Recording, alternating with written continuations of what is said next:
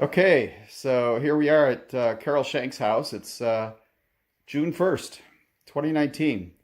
So Leah, Randy, and I, Gene, are going to just do a little video here, get some of the highlights of our time that we spent together, and see if we can get Mom to tell some of her favorite stories of how she met Dad, maybe. How I met Dad, that was Yeah. well, that was because Arnie's folks, Tony and Sophie, raised Hazel and Donald Okay. Schenk, Right. and so my mother ran an ad in the New Orleans paper for a hired girl because this girl didn't work in the house because she was a tomboy, and she was always outside. So Hazel came and worked for us. I think she was 18 at the time. And when she turned, I don't know how old I was, but when she turned 21, and she could sign papers for the estate. So okay. I had to take her back to Sanborn, and then at that time I had my driver's license. So I drove her down there, and Hazel got to see Elmer for the first time. That was Arnie's best buddy. Right. And Arnie saw my muscles from handling the 10-gallon cans of milk, and he says, "There's a good hired man." so those two girls from Sanborn were gone, were forgotten about then. Oh, their other girlfriends. Yeah, their other girlfriends, because they both went with sisters. Oh. They were sisters that Elmer and Hazel were, Arnie and Elmer were going with. So, and that was the end of those two girls, and I says, well, and Elmer and Hazel got married, I don't know if it was shortly after that. But wait 1 second. I want to back up because you skipped a part here. Tell me about when Hazel got engaged and what happened on that day. Because I think you told me about that. That Hazel got a diamond? Yeah, and she got. We went to them. Well, they were up to Brainerd. Both of them were. They were up to Brainerd, and we were going to go into the theater or wherever it was, and Elmer had a diamond for Hazel. Wow. A diamond or our engagement ring. Right. And lo and behold, Arnie had one for me. So. And I thought, holy smokes, this is something else. How old were you then? I was 17, because when I drove Hazel down to get sign her papers and that. So then they came up to Brainerd to see Elmer. Arnie came up to Brainerd to see Hazel and I, and so then Elmer and Hazel got married, and I says, Arnie says, well, he says, the folks are moving to town. I don't want to be by myself out here. And I says, well, that's too bad. I says, I'm not 18. I'm not having anybody sign for me. So you weren't even 18 yet? No, I wasn't 18 yet. That would have been early in, it would have been like in 51. The spring of 51, because you would have been 17 until July. Yeah. Yep. And then they got married in October. You turned 18 in July. Well, then when the fall came, Arnie's folks were moving to town. Then he says, well, I don't want to be by myself out here, all by myself. I said, that's too bad. I'm not 18. And I said, I'm not having anybody sign for me. So then after I was 18 in July, and then he said something about getting married, and I says, well, I'm not getting married when the snow's flying. Well, he says, then we better get married. Well, then the talk was that, whatever, how it goes. It was going to be a shotgun wedding. Yeah. And it took, let's see, you were born in 54, so I got married in 51, so anyway, that's how the history went from then on. 51 till Arnie died in 96. Right. 96. Yeah, he had the heart attack and stroke in 94, and then he died from cancer in '96. So that's history. But what about when you were just a little tyke? You know, like in this picture that we have of you. Yeah. You were raised on a dairy farm, obviously. Right. Yeah. And my grandpa, your dad, was a dairyman all his life, I guess. Yeah. Right. Well, yeah. And of course, I naturally was his pet because I got 5 older brothers, you know. Oh, okay. So I could hang on to that little pocket where the hammer always went on them by his bib overhauls or whatever, you know. Right. I could hang on to that, and then I can see my mother's afterwards, you know, when we had the hired girl. She says to me one day, "You could have just as well been a boy too, because you're always outside. You're never in the house." So I says, "Well, that's because I like to be outside, you know." And of course, I had pet horses and pet dogs and Nifty. yeah. And well, I had Silver also. Tony was my first one. That was a Shetland. Oh, okay. And then we got Silver. That was Dad happened to get one with some cattle or something that he bought, and he got the horse with it, and so then I had Silver, and then I ended up with Nifty. So, but and Nifty came to Sanborn with you, or was that somebody one of the? No, that would have been Nifty. Really? Yep.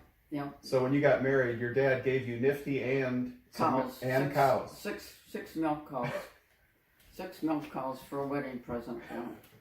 And they weren't quite. And of course, Arnie never was used to milking cows because his dad or whatever. Right. They had maybe 1 cow to milk or whatever. But Arnie was never ever a milk drinker. Right. Like me. So that's that. And then after I was expecting you, Arnie. Now, well, let's. I want to not let you jump ahead that far.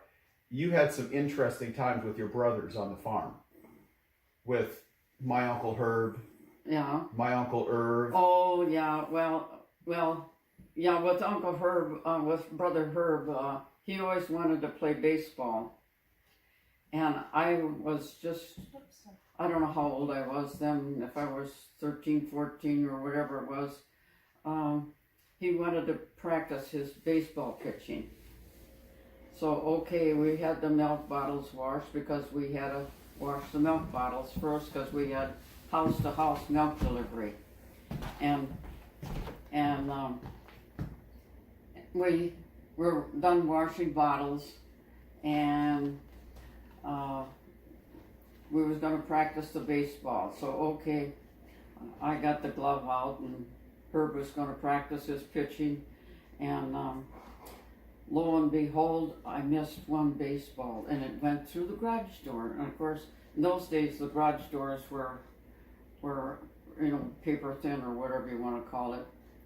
And come to the supper table that night or whatever, we were sitting there eating, and Dad says, "Okay, who put a hole in that garage door?"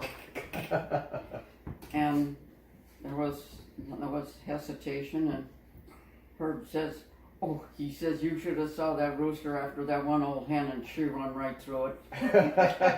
So yeah, Dad believed that too. So, like I said, it was. I can see Dad sit at the table because he sat at the end. Little Irv was always in a high chair alongside or whatever, and I probably was sitting back over there next, and we had hired help too there. Right. Because Mother had a hired girl and they were a married couple, and I can see Dad sit there and ask that question, and of course at that time he didn't have any teeth in his mouth, so he gummed everything.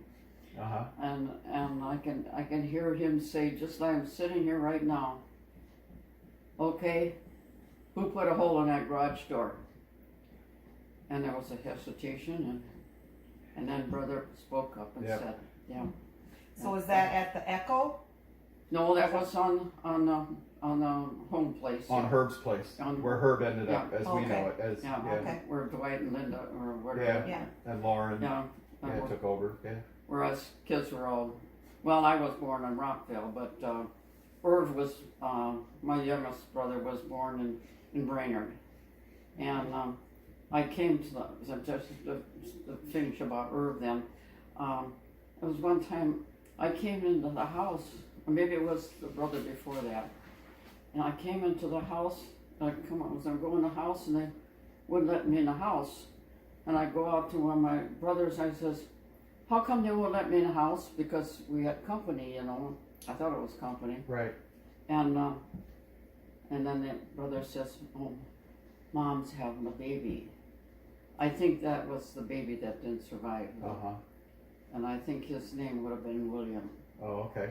And then that, like I said, the uncles from Rockville and St. Cloud were up Right. for Graveside, as if I can remember that much. So, but anyway, and the same way with Irv. When Irv was born, I said he was born in 42, and I was born in 33. So that, you know, it's, 9 years. yeah. So I didn't know either. But then And Ruby was after you. yeah, Ruby right. came Yeah, after you. Ruby Yeah. was born in 36. I was born in 33, and Irv was born in 42, and then that other brother was in between there. I think his name was William. Shirley would know. Shirley would know more. I remember the story you told about one of your nasty cows that was taken after your little brother, Irv. Oh yeah, right. Yeah, because you know after they had their calf or something, and then Irv was that small, and he was always my shadow anyhow, and he was out in the yard with me, and that one cow came running, because Irv was like a few feet behind me, Right. and that cow started coming after him, and I grabbed him and pushed him behind me, and I thought, you're going to get me before you get him.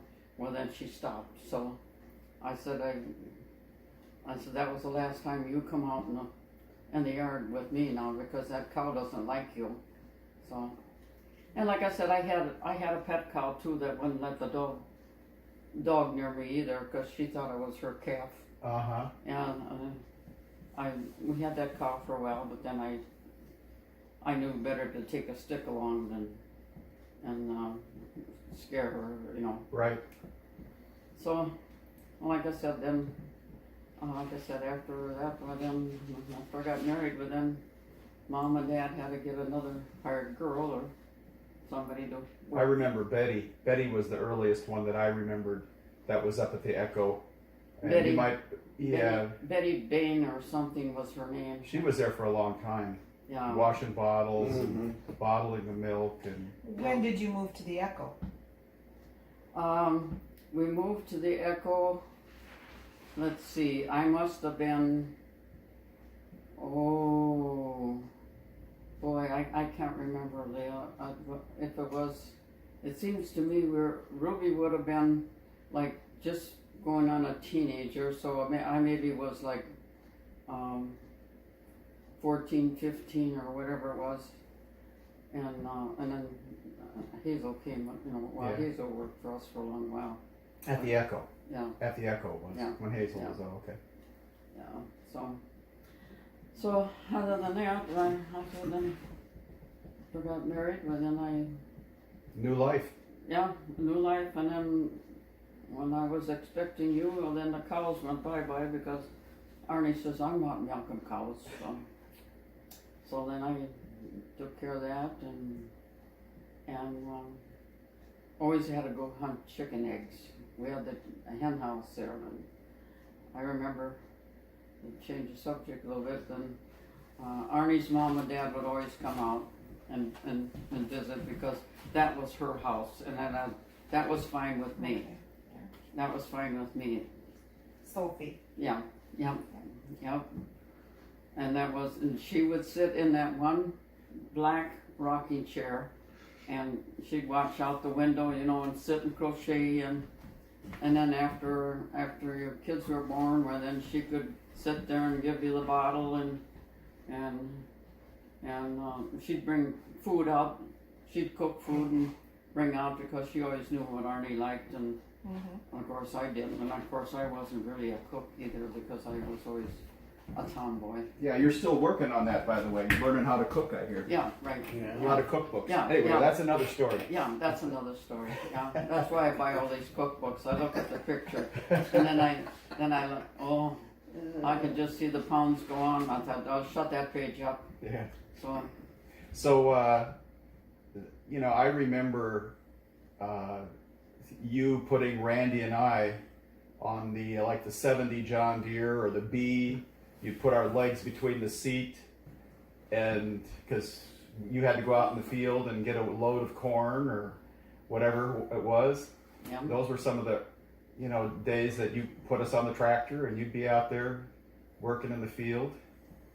yeah. You know, there were times that I would have been 4 years old, and you had just had Leah, and if I had to stay in the house because you were out doing some chores, and if Leah started crying, I had to come get you because you had that gray, you know, that gray baby buggy that you had. Yep, yep, That we have pictures of. yep, Leah'd be in that in the living room of the house where the old pot-bellied stove, you know, in that area yep, that when you remodeled, you got rid of. yep. And if Leah started crying, it was my job to come out and get you. She probably doesn't remember that. Nope, I don't remember the whole house. Yeah, because we remodeled the house. And, Well, going back when he was little, that buggy yeah. sat alongside the bed because he had colic real bad, Oh, okay. and he cried when 7, 8 o'clock at night came, and then the crying started. Wow. As soon as the sun would go down, then the crying would start, and he did that until he was 6 weeks, 2 months old, you know, but before he ever got rid of the colic. Wow. So, but I remember I had croup, which was coughing real bad. And Yeah. one night, you guys were down playing cards with Les and D, and Jane Graff or Mary Graff was babysitting, and I was up in bed, and I came downstairs, and I couldn't breathe, because I had this phlegm that was building up, and for some reason, you came home early. already. Yep. And when you saw my condition, you got the vaporizer out, and you took me in your bedroom, and you put me under the sheets with the Yep. vaporizer Yep. to Yep. loosen up this phlegm. Yep. And I was like a dish rag until I coughed that stuff up and started breathing again. Yep. So Mom, you came home at the right time. She knew what to do, and otherwise I'd have been toast, you know, or going to the hospital real, you know. No. So there were some interesting times. Of course, before, and then you got to tell the story about how you wanted Randy to walk home from Brainerd one time. Oh, that was because we three, you and Leah, and we went up to Brainerd for I don't know what it was. And Leah was sitting in front with me because, I mean, Yeah. and you two boys were in the back. Right. And you both were fighting. And I says, if you don't quit fighting, you're going to have to walk home. So we got down the road, and we got, I think it was over by Olivia. No, it was So, it was more like the Brainerd Speedway. It was to Fort Ripley at the most on 371 yet. And it didn't take us long to get frightened, did it? No, it didn't. We barely made it to the speedway that they have up there now. Yeah. But Well- go ahead with your side of the story. Well, like I said, when you started fighting, I said, if you don't quit your fighting, you're going to get out and walk. So that's when I pulled over the side of the road, and Now there's a part of it that you're missing though. Randy might remember the part of it. well, You had a pencil in the back seat. It oh, was one of Oh. those real little pencils, and you really liked those pencils. And I got a hold of it, and you said, if you break that pencil, you're gonna walk home. okay, yeah, I remember that now. And And boom, went the pencil. Right. yeah, Um, and oh, then went the car. stops the car and jumps out, opens the door, and On the grabs- passenger side. Yep. I was sitting behind the driver's side. Randy was on the passenger side. And Mom then proceeds to be good on her word. Randy was going to walk home. Yeah, grabbed a hold of me and started pulling me out. And then he grabbed a hold and hung on to you. So Yeah. you were lucky that he hung on to you, otherwise you would have been out there, I think, walking. Well, I remember another time that you made him walk home from Comfrey, from church or something. You made him get out and he was walking. And we followed with the car. So Yeah, that wasn't I- an only time. I knew this was going to I be wonder if I one-sided. I wonder if I had ornery kids or if I had a mean mother. But Henri Kid, yeah, kid, yeah. and he ran away once too to the neighbors, Oh yeah, I remember that one. to the Grunewalds. Yeah. He went up to, well, Steve, because Steve, you know, he was Kathy there then? No. No, it was just Steve. Emil Naoma. Emil Yeah. and Naomi. Yeah, well, yeah, because he was a pet. Oh, yeah. He was their pet. Well, when Leah was born, Dad took Randy and I up to Emil and Naoma's Yeah, after he came home or got done doing chores so he could come back in the hospital. We went to Emil and Naoma's. yeah. Yeah.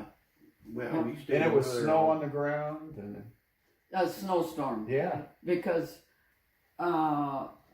the Dr. Remus was gone or something, and then Dr. Don had to come from Springfield, I think. Oh, really? Yeah, It was because- Easter, so Yeah, Remus it was Yeah. Easter morning. Yeah.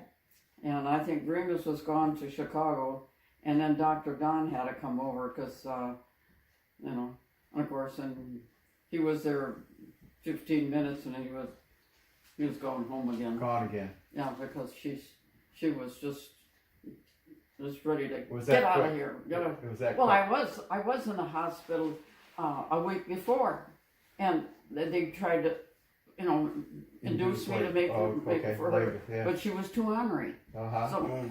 and then so she wasn't born. So doc says, "Well, you go home. I'm going to Chicago." Okay, and went home and Easter morning. I didn't feel good the night before, but Easter morning, and then I told Arnie, I says, I gotta go. I gotta go. So that was the middle of the night because Dad and you went into the hospital, left Randy and I in bed sleeping, took you in, then he came back, got us. Yeah, but see, that was in the morning now. I was born like at 6 in the morning. Yeah, right. Yeah. Yeah, but Dad took you in, came back and got us kids after you were born, after Leah was born probably, you know, like at 7 or something in the morning, because it was already light out and everything. And then took us over to Emil and Naoma's. Yeah, they left you boys home sleeping. Yeah, right, we were sleeping while Leah was being Well, born. yeah, like I said, you would have been, let's see, 54, 50, I was 4. yeah. 3 and 4. Yeah, because your kids were sleeping in the. I was 3 and not quite 4 when Leah was born. He didn't go over and get Steve to come stay. No, No. Okay. no. Okay. All right. Well, see, I forget some of that stuff too. But I remember vividly because the snow was so white that morning that you could hardly see the road. It was like one of these whiteout type conditions. It was the snow that was so just pure white. Mm-hmm. Yeah, but that's when I think we even had to do a detour because by Harold Arndt, the road was all broke up. Or was that? I don't know. I don't know that part of the story. No. Because it was gravel road then yet. Oh yeah. There was no tar road. It was gravel road. And I know one time I'm sure that was when Leah was born, we had to do a detour because you couldn't get through the road by Harold Arndt. Oh okay. And we had to do a mile around or wherever. Uh-huh. So I says, all the days, I says, growing up, I says that, and then like I said, then Grandma and Grandpa would come out and Grandma would give her the bottle and then he'd go out to the little shed or whatever, that little shop down there, and then Grandpa would wash all the eggs and talk to you boys Right. sitting in the stroller or wherever. Right. yeah, so, and then, like I said, then after we got rid of the cows, and then, well, even before we even had kids, when we had to bale the hay, I was on the bale rack, and Dad was on the tractor because I didn't know how to ride him, because I only drove Ellis Chumbers. I didn't drive John Deere's. Not yet. Yeah. No.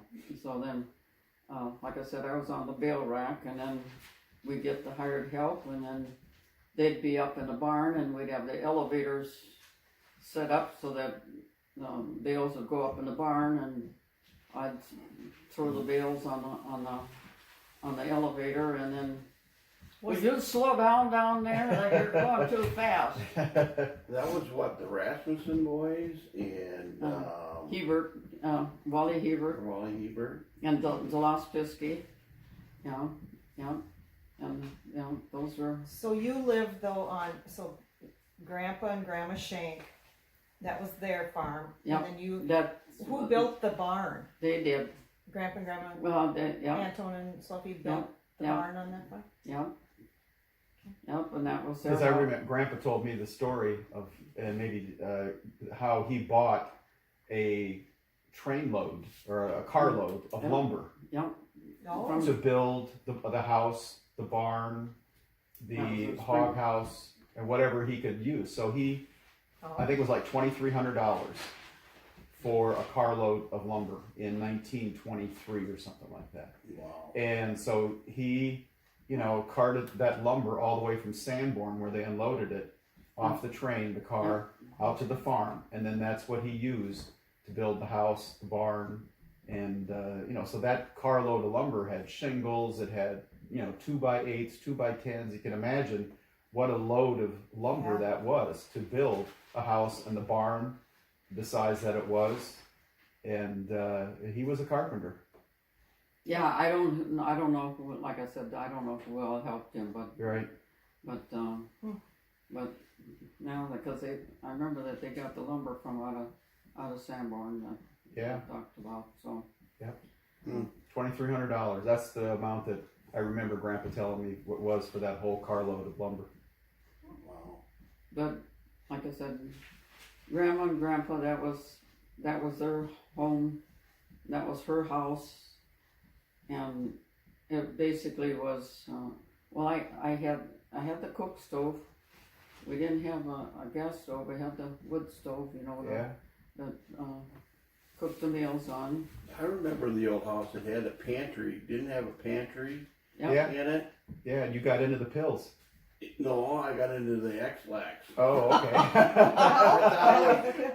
Chocolate? I thought it was chocolate, and I ate the whole box. Right, and I told Mom about it. Yeah. And Mom went to the doctor. They took you into the doctor, and they said, it wasn't going to be they didn't pump your stomach or anything. No. Oh. It would all come out. Yeah, right. It would all in the end, right. Yeah. Yeah, I can still remember the old house.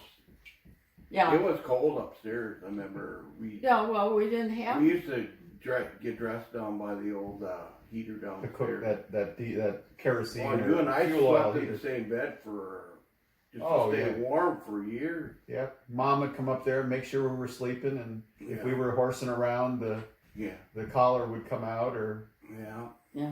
we'd have to put pillows on our butt. And of course we fooled her every time, Yeah.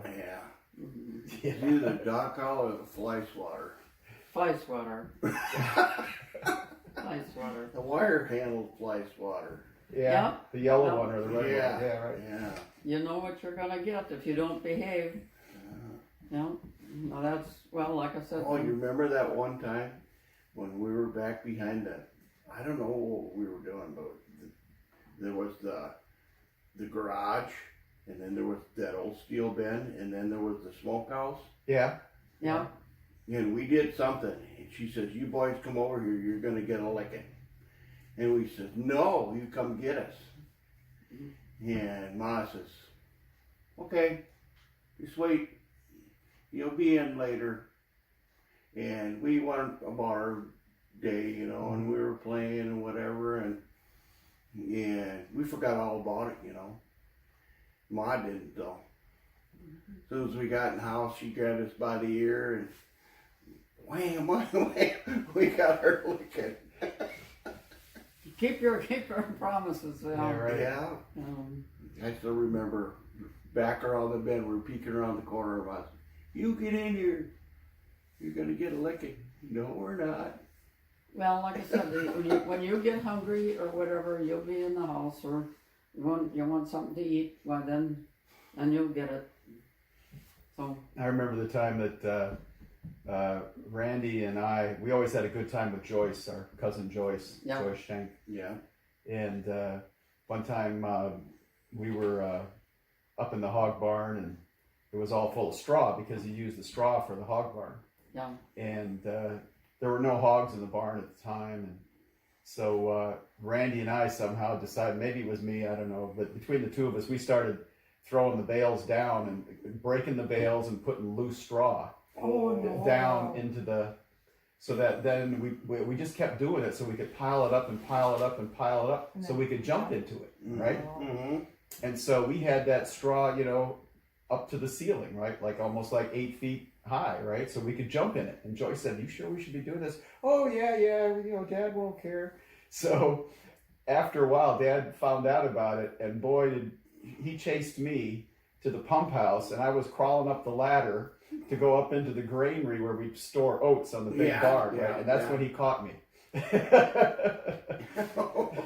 I never heard about that one. Oh man. So that straw that we had thrown down, you couldn't bale it again, right? no. So what he had to do was he had to like push all that straw to the west side of the hog house and put a gate in there to keep the hogs out of it. And then little by little we used it to bedding down the hogs. But that was in there for a few months. Yeah, were you boys around when we used to have had the sows that had pigs in? Well, Randy had sows. I never did, but not. I think you're probably talking when they were out in the old hut or out there, or are you talking? Well, the one time the sow came in where I was supposed to milk the cows. Oh no, this is No. before Randy and I. Oh, okay. Yeah, Right. oh, yeah, that's before. Okay, because I remember that one time I went out to get the cows. This was like 5 o'clock in the morning. I went out to get the cows up and get them in the barn, put food in the little places where, because each cow had their own stall. Right. And so I went out there, and there's a sow was in there, because at that time we had the sows then. Arnie had raised his own pigs, Okay. little pigs, and I wanted to get her out. And when I went in there to get her out, and she ha ha ha ha at the gate, and I had a laugh because I says, and Arnie come out, and I says, "You get that sow out of here." And then he says, "We'll just chase her out." He goes in there and ha ha ha ha. He went back. He came back too. and he says, "Boy, she's mean." Well, he says, "We're going to have to get some gates because we got to get the cows in here, because that's where I milk the cows." Right. And so we had to herd her out of there to, I don't know if he took her into the hog barn or where she went, but Right. but And those memorable moments. yes, because I wasn't used to being around pigs, Right. and like I said, when I had and he was a sow that was going to have her litter, Right. or whatever, and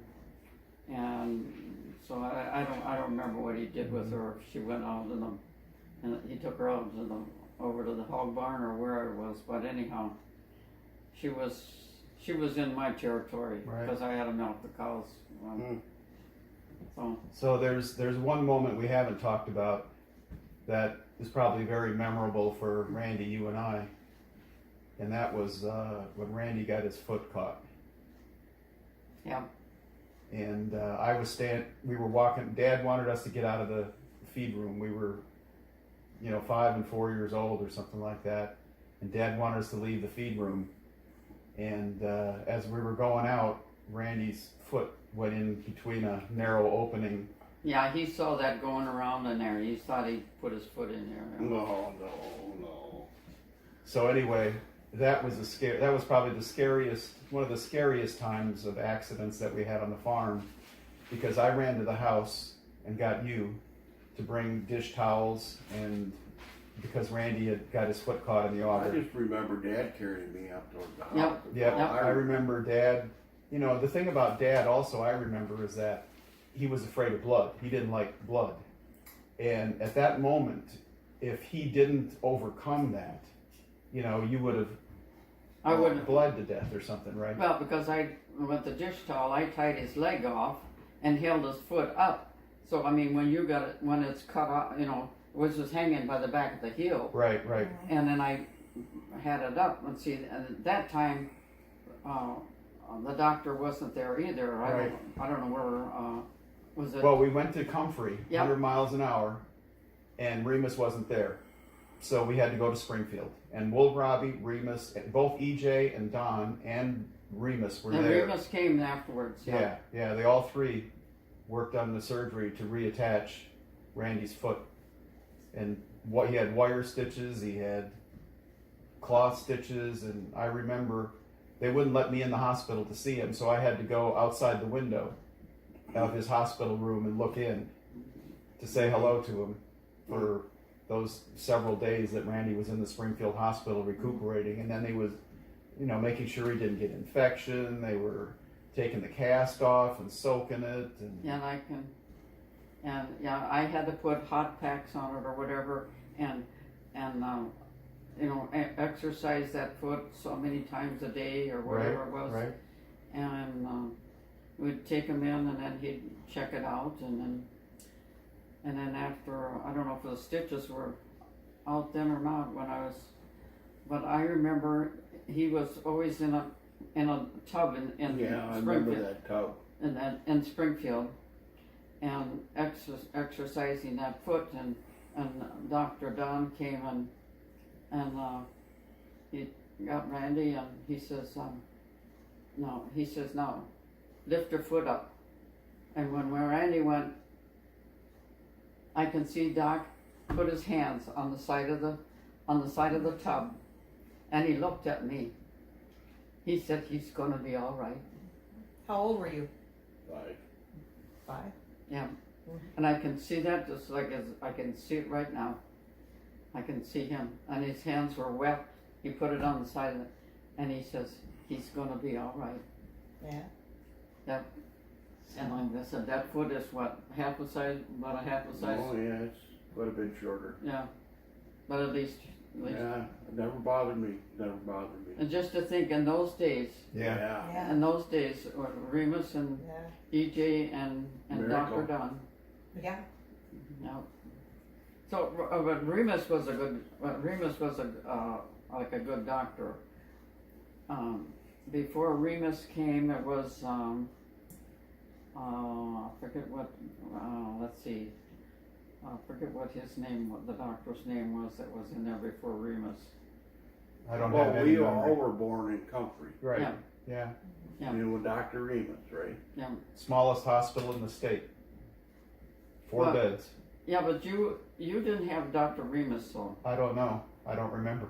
you don't remember that. I don't remember that escape. I forget what the doctor before that was. I'd have to look. I don't know if it's on the birth certificate or not. Yeah, it would be, but yeah. And it was no. I don't know what it was. I don't remember. So Wasn't he a Lithuanian or something? he was Remus. Remus. He was from. Yeah. He was from either Lithuania, Latvia, or Estonia. Yeah, I think it so was he was a Lithuanian. foreigner, It was Lithuanian. And he came here after World War II. Mm-hmm. Because that's where he became a doctor, was through this process of what he went through in World War II. Mm-hmm. And so he came here and stayed there in Comfrey all of his life. Yeah. Yeah. He never left. So Yeah. Yeah. so anyway, So we covered a lot of ground here today. Well, yeah. But this picture here. That was the she's- beginning. And she's still fat today. So, Well, any that- last comments you want to make to your grandchildren and great grandchildren? Anything No, you want to say? like I said, of all the 5 older brothers, I've got 1 brother left, and like I said, Harold and Wayne just a few years ago just got killed on the ATV. He was going out to the mailbox, and he had a stiff neck, and he didn't look, and he went across the road, and a car hit him. Yeah. Killed him. So and then of course I remember it was September 11th. It was yeah, September 11th, 2018. yeah. It was only 4 days after Sheila died. Okay, and then Now Herb is still living, and he is 90. What? 4 or 5. he was born in '94, I think, because 24? I mean 24, yeah, Oh, okay. because Arnie was born in '26. I think Herb was born either 22 or Yeah, so he'd be 14 from 19, and he's 95. something. Yeah, Yeah. he's in a And we just saw him, yeah. he's in assisted living up there, and he's probably the manager. Manager the. Yeah, he's pretty cantankerous, or he likes to still be the boss. Yep. Yeah. So that's what I hear anyhow. So that's, All right. Okay. Well, Mom, thank you so much. We all love you. Yes, No. we do. Yeah, I said it's going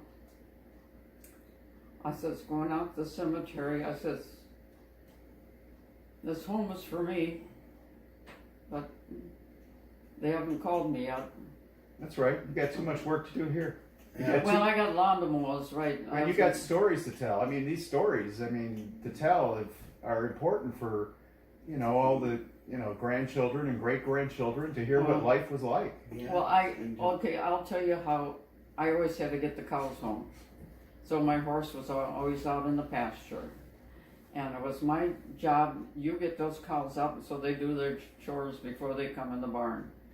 So, okay, the horse was out in the little pasture, Right.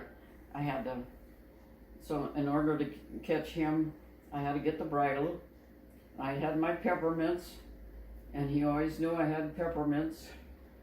I'd put that peppermint down on the ground, and when he'd reach for that peppermint, I'd jump on his neck, because I never took the saddle. I never had a saddle, and then when he'd lift his head up, I'd be on the back, and I had the reins, and so out to the pasture, we'd go and get those cows home amongst all the willows, and I'd be soaking wet because those cows were out in the oh my. willows, and, Right. but they had to be milked, so this was at the Echo Dairy. Right. And Wayne would be still in bed? Yep. You were telling me about Yeah, that. Wayne was supposed to. Well, he was supposed to bring all the milking equipment down. To Right. Down to the whatever. But this is a lot of times before we even were at the Echo. Yeah. But then Herb and those were loading the stuff up too. Right. So. So how many cows did you guys have at one time, and how big was that dairy that you had? Well, at one time we had, with the cows that we milked by hand, I can remember we had, I think we had close to 60. I don't know. I don't remember. At the Echo. No, this is before I moved to the Echo. Oh, before when you I was moved, a little okay. kid. Okay. When I was Over a where little, Herb's home place and then is. Yeah. when I was a little kid, Right. I had that pet cow. Right. Or when that's before the other pet cow. I had a couple pet cows, she wasn't a Hereford or anything, but she had a white face, and of course I always milked her and I squirted the cats, Right. and I couldn't step across the gutter because I was too little. So I crawled underneath the first cow and the second cow, and she was the third cow. See, each cow had their own stall. Right. So then when I'd get to there, then I'd squirt the cats, I'd squirt the cats. And finally, Dad says to me one time, he says, you squirt that milk in a pail, because we need that for milk delivery, because we had house-to-house milk delivery in Brainerd. And so that, but I can remember going underneath the belly of that first cow and under next cow, and then get to that pet cow, you know, she wasn't really a pet cow, but she was an easy milker. Yeah, right. Because the hard milkers was dad's job. And like I said, we didn't have milking machines at those times, because Herb and probably Edwin and I don't know if Kermit was there yet, and we had hired help, and we'd milk all those cows by hand. And we had cows in that aisle, and there was an aisle over there, and then we had the long one, and then on each side, see, there was a place to put silage. Right. And the silo was on the end over there, and we'd have to throw the silage down. This was at the Echo. No, before the Echo. This yeah. is before the Echo. Yeah, right. Yeah. That hurts. Yeah, those, like I said. So did you have a big, like root cellar or whatever that you put your milk in? Yeah, and then. You take the milk and put it down in the ground so it wouldn't freeze? Well, that's what's our potatoes and rutabagas and stuff like that there. And of course, there was a trap that we could go down inside the barn, but this one was on the outside. It was cement, and then the inside of it was tin. You know, A culvert. It was a round culvert. Yeah. Of tin on the inside that you could. We couldn't get down from unless we had our shoes off, when our feet would stick to that. But then we cut a hole in the tin up there, and then we put a rope, so then we'd go down there. But then a lot of times during the summertime, we'd go down there, and in one pile, there was always a pile of straw, you know, at the bottom. So one time I went down there, and lo and behold, here was a great big pile of snakes. Oh. Snakes all rolled up in that straw. Yeah, in that straw. And I said something to Wayne or somebody, whoever it was, and they went down there. Then we went through the barn then. Yeah, okay. And then, because they weren't going like I did. Right. And I forget how many, we had a pail that we picked the snakes up by the tail and put them in the pail, and then brought them. So they up. were garter snakes. Yes. They were garter or garden snakes or whatever. Yeah, right. We called them garter snakes. They weren't rattlesnakes. No. Yeah. No, these are, but how they ever got, you know, like I said, I never ever noticed any mice down there. Right. But how those snakes got down there, I don't know. Yeah. So, but I do remember that, going down there and then all of a sudden. Landing in a pile of snakes. Yep. Yep. Snake pit. Yep. And I don't know if I went up that rope fast enough to get some help or whatever, but I do remember them picking up the snakes and put them in a pail, you know. Right. And then I don't know what we did with them. If we give them if we. Cats ate them? Well, I don't know. The cats wouldn't eat them. No, we'd have to feed them to the hogs or Whatever. or I don't know what we did with them. Right. You should tell them about your tooth. Oh, that's when the horse kicked the barn door shut. Yeah, that's kind of interesting. That was when I was supposed to get my riding horse, and Dad had bought 2 horses on a sale. It was a sorrel, and then it was we could use for working right away, but the other one was too young, or whatever it was. It was wasn't old enough to do any work yet, and so he was out in the pasture with my riding horse. And when I wanted to get the cows home during the night or for supper time, when we were going to do that, I went out and he was standing by the door, and I took my hand and I pushed the door open because because it was there was a top, there was a split door that you could have the top open or whatever. So I pushed it on that, and I had my arms straight, and he kicked that. I flew back, hit the cement, out went part of the tooth. Wow. Yeah, and I hit that, and I thought, oh, did that ever hurt? Because it was just Open nerve. Yeah, there, 2 false teeth right here. Right. There's my false teeth right there. That's from, and I had to leave. I couldn't get a cap on that right away because he said that the nerve has to grow, you have to leave it so long. So I don't know how many, couple of years. I think I probably had a broken off tooth, and then he put the crown on there or together, so that they stay together. So then it's welded underneath. Is it gold? I don't know what it is. I don't think it's gold. But I mean, it's like I said, I can't. When I go to the dentist and the dentist wants to go, oh, and it's because it's like they're together. Welded together. Right. Yeah. Oh, that hurt when I could still see that horse standing out there, and of course we were thrashing at the time. We had the thrash machine going, and I suppose he didn't hear me when I hollered at him, and I pushed on the door to get the cows away from the thrashing machine and this and that, and I went flying backwards and hit that cement out went the tooth. Broke it off, and not just half of it. Oh, okay. Just half of it. Right. So when I got the crown on, then he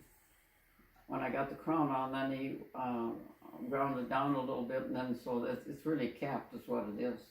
Mm-hmm. So. Wow. So you're full of stories. I 85 years of stories. Yeah. Mm-hmm, yeah. Almost 86. Yeah. Like I said.